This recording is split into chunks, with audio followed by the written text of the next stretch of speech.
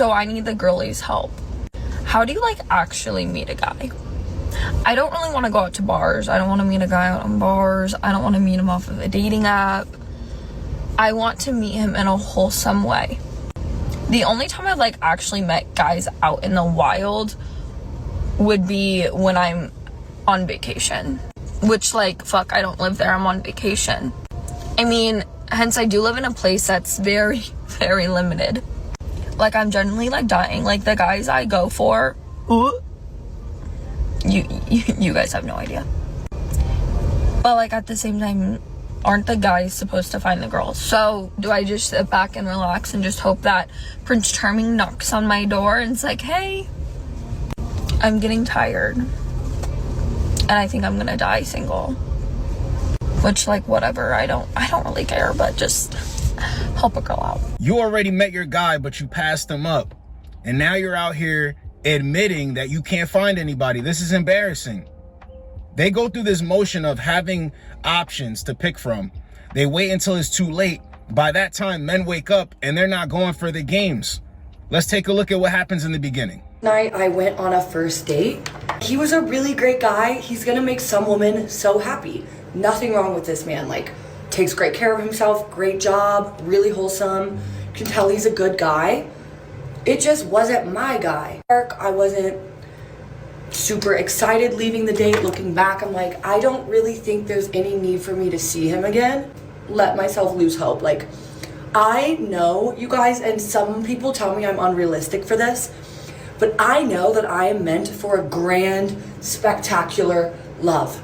Like, everything else I do in my life is pretty damn big, and I like to, like, create this big and magnificent life for myself. Doing myself such a disservice to settle for something that doesn't light me up. I wonder if this is like a universal feeling for the girls, but I was speaking to this guy and he is like so nice and like kind of has his shit together and like would be such a safe option to go with, but I just don't fancy him. Don't worry, I haven't blocked on this, so there's no way you can see his video, but like, ticks all the boxes. Lovely guy, like successful, slightly older, really, really nice, but I just don't fancy it. So like I was speaking to him tonight and then I like actually felt guilty that I was speaking to him because I was like, I don't fancy you, but like, how do I say I don't fancy you because there's literally nothing wrong with you? This is 100% a me problem. I just feel like I'm such a firm believer. It's like the spark isn't there, the spark isn't there, and like the spark just isn't there. I don't know, fucking dating's hard, and like I feel like I am such a, like, the next person I want to date is to be my husband, like, well, bold statement, but like I don't want to date around, like I want to find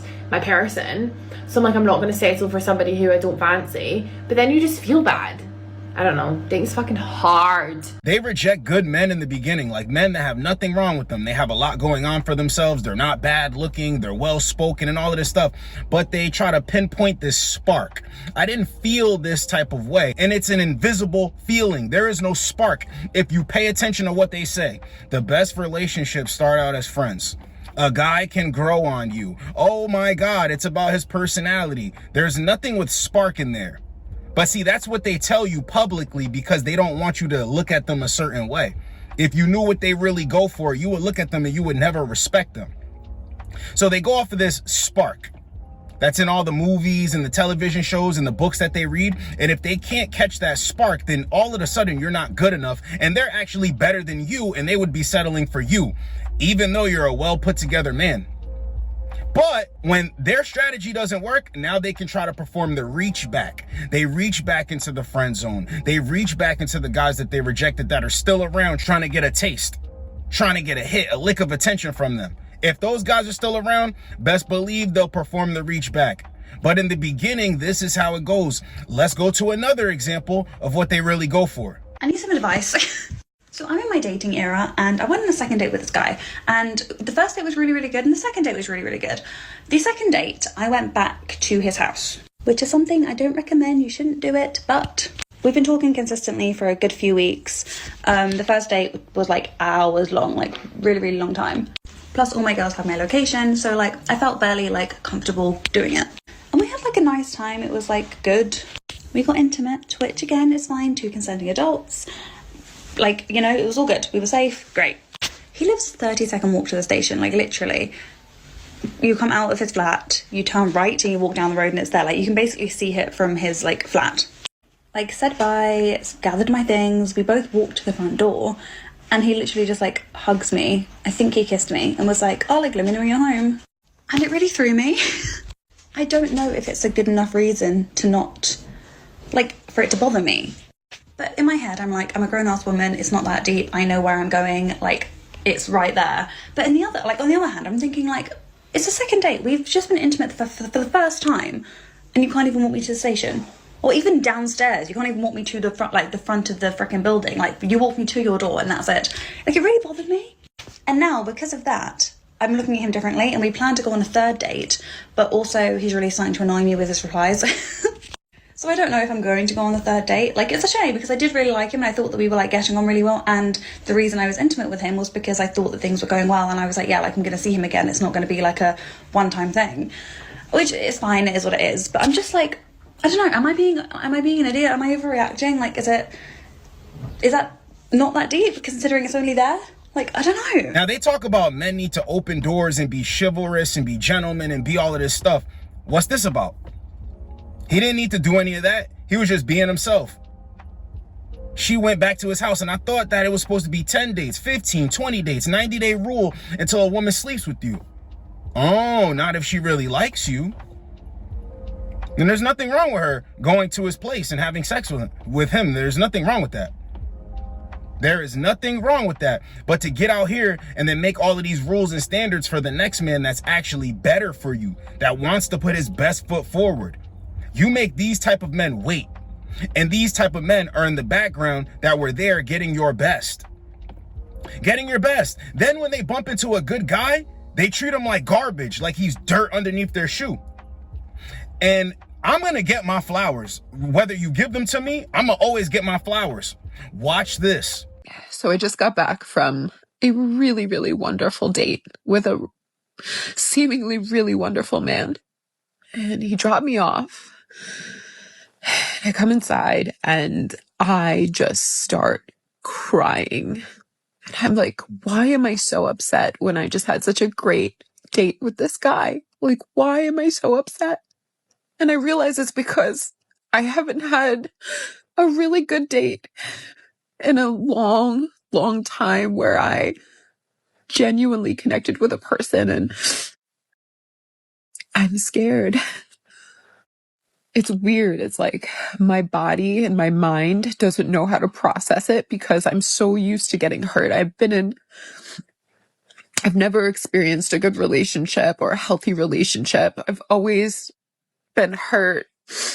And I've been single for so long.